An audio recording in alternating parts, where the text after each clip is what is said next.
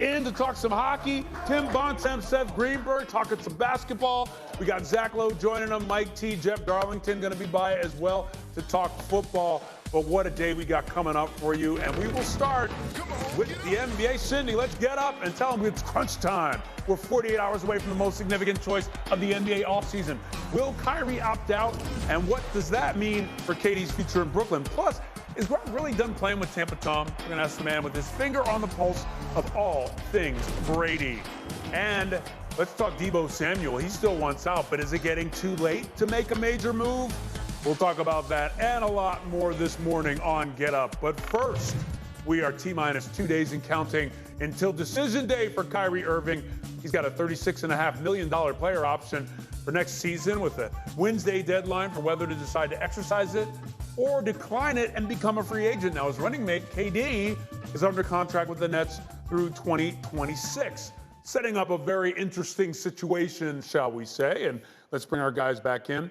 Tim, set the scene for us. What's the latest on this seemingly ever-evolving situation with Kyrie? Well, certainly trying to predict what's going to happen here, I think, is a fool's errand, because that's, as we know with Kyrie Irving, every time something happens, there's something else that happens afterward, there's just always drama. But I think right here what you've got is an ongoing negotiation, as Adrian Wojnarowski reported last week, right, where Kyrie Irving clearly wants to be paid like a max player and wants a max contract. And the Nets, to this point, have not been willing to meet him at his asking price. And until that changes, we're going to remain at a stalemate until at least on Wednesday, when he has to opt in or opt out of this player option of $36 million for next year. And that will give us one more tea leaf in terms of figuring out what's going to happen. But it's also, regardless of which way it goes, it's not the end of the story. Really, it is just the beginning. Yeah, and by the way, I want us to put up our graphic that we used earlier about the numbers we're talking about. We're talking about a max deal for him, $196 million if he's there. If he opts out, becomes a free agent, we're talking in the 240s. So that's a lot of dough. Do you pay him that dough to stay around? I don't think you pay him that dough. Now, you try to find a middle ground because you don't want to lose, obviously, Kevin Durant. But to invest that type of money in an if, not an if in terms of talent, if in terms of availability, I think that's a risk. Eventually, the Nets have to make a statement. I think they find a middle ground. But more importantly, I think if I'm the Nets, I'm sitting now with KD and I'm saying, KD, we've got you, we've got Ben Simmons. We want Kyrie with us. If we can't get him with us, who do you want to play with? And bring him into the conversation to help you recruit that third superstar. But to give him the max, as basically inconsistent in terms of availability he's been, I don't think you can do that. Because if you give him all that money in 5 years, who knows? Now he's got you. He's got you. And what's going to happen in year two, you never know, because the one thing we've known about Kyrie is you never know. I mean, Tim kind of said it a second ago. He's got to be a little more careful than I have to, because he's got to talk to these guys. I really don't care. Zach, you really Big time sport coat. That's the best sport coat I've ever seen a real journalist win. Zach, I'm sorry. He is way over your head with this sport coat. I don't know. I like Zach's sport coat, too. He looks good over there. Zach, look, it's a big decision they have to make. And I think it's fascinating that Seth's talking about the conversation you have with KD. So imagine you're pitching to KD. What does that conversation look like if you can't get Kyrie at the price that you want him?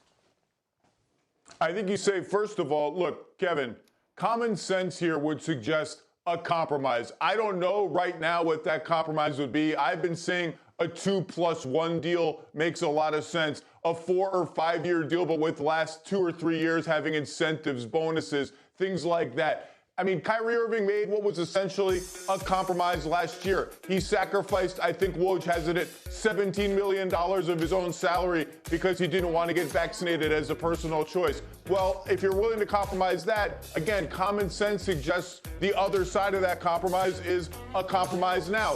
If we can't get there, well, Kevin, look, we have to have, if we're going to commit the full 5 years, we have to know this guy's going to be available. We don't feel comfortable with that. We're going to try to trade him for role players X, Y, and Z. We're optimistic Ben Simmons is healthy. We can roll with that. You and Ben and shooters around you. Who's going to stop that? Is that good enough to beat Milwaukee?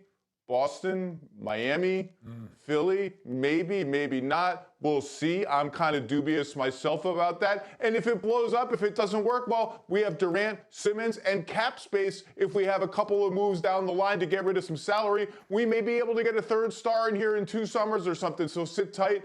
I just don't know how persuasive that argument is going to be. And look, again, we're going to learn a lot on Wednesday when the option deadline comes in. I'm not ruling it all the way out that the Nets cave in the end and give him what he wants, because that's how good Durant is. I don't think that's going to happen, but as Tim and Seth have said, you can't predict what's going to happen here. There are so many dynamics to it. Well, and the one thing I think that's important to point out is when Kevin Durant signed the 4-year contract extension he signed last fall, he gave away some of his power in the situation, right? Now, obviously, we've seen in the NBA time and time again, guys have the ability to get where they want to go. But at the same time, he is under contract for 4 more years. There is some power that has been shifted over to the Nets here. But to Zach's point, if they go to him and say, listen, give us a year. Let's see what this looks like this year. Give us a full season and an off season. Try to make this team better around you.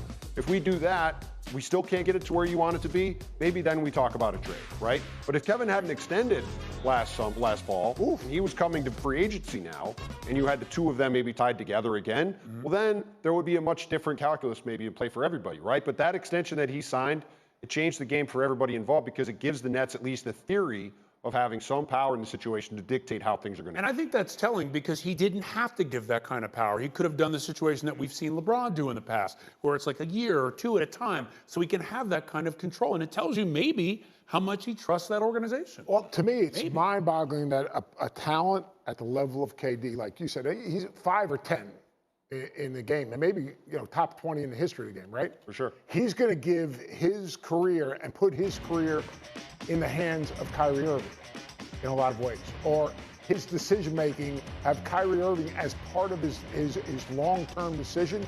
To me, that's mind-boggling. To me, KD, stand on your own and say, you know what, Ben Simmons, myself, if things don't work out, I want them to work out with Kyrie. If they don't work out, I'm good enough. I can bring Simmons along with me. We can find pieces, and I can make this thing work because I can stand on my own 2 feet. He's a special, special, special talent. He's got to stand up and, lead. Instead of follow, he's got to lead. And leading is getting, whether it's Kyrie, whether it's Ben Simmons, or whether it's the next guy in line, basically to follow him. Because you can't be a leader unless people are going to follow him. His game says, I'm a leader. That's, at least to me, that's what it says. Zach, I saw you shaking your head there. Go ahead.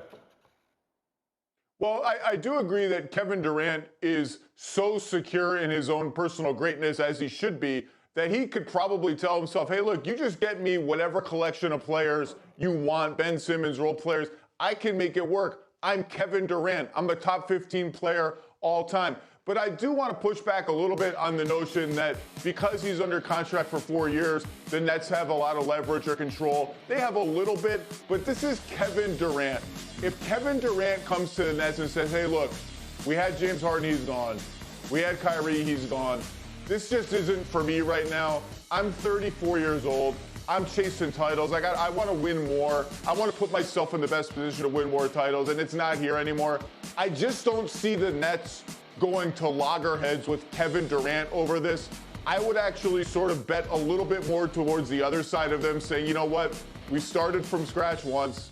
Let's start from scratch again, and we'll see what we can do. Open up a bidding war and get maybe the most stuff any team has ever gotten in a trade for a star player. Kevin Durant did give away a little bit of leverage, but players of this caliber, they just get what they want because there are so few of them. And I agree with you to that point. It's more just that the Nets have the ability to potentially have some sort of conversation with him, right? As you know, Zach, we see so many times these situations, it just immediately becomes the guy's out of there, right? And at least with 4 years on his deal, they have a chance to have a conversation with him about where things go. But you're right. If he pushes the envelope and says, I want to get out of here, I want to go to somewhere else, it's probably the way this is going to go because that is where things are in the NBA. I'm going to tell you, guys have the ability to dictate what they want to do. I'm going to tell you guys why I think this is a genius move by Kyrie.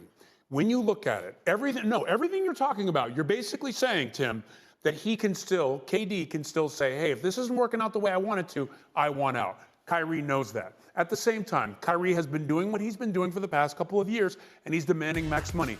If I was representing him, I would say, keep doing what you're doing. Keep sitting out there and saying, I want more and more and more, because eventually everything you guys are sharing lends itself to the idea that they will cave because KD will walk if they don't, possibly. Now, the other side of that is you can trade Kyrie for something. For what? What will you get back? And so, Seth, I look at the situation and I say, how is this not a genius move by Kyrie? The longer you run this out, the more damaging it is for the Nets, the harder it is for you to make a deal with KD. You're using your and bargaining you'll get chip your with money. Kevin Durant. Kevin Durant becomes your bargaining chip. Yeah. Which is mind-boggling. But I'm saying it's He's working out actually his way using so KD as basically his trump card. Which is interesting. Now, I'm going to throw a wild, and I don't know the numbers, although maybe it could work.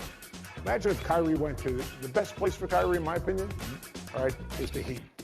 Great leadership, great coaching, strong locker room, a core group of players, and accountability. If he wants to rebuild, 2-year deal, Heat give him, and then earn your max contract. How about that one? All right, that's an You need a interesting smart point. player. Larry goes to the Nets. I don't know if they would do it, throw something else in.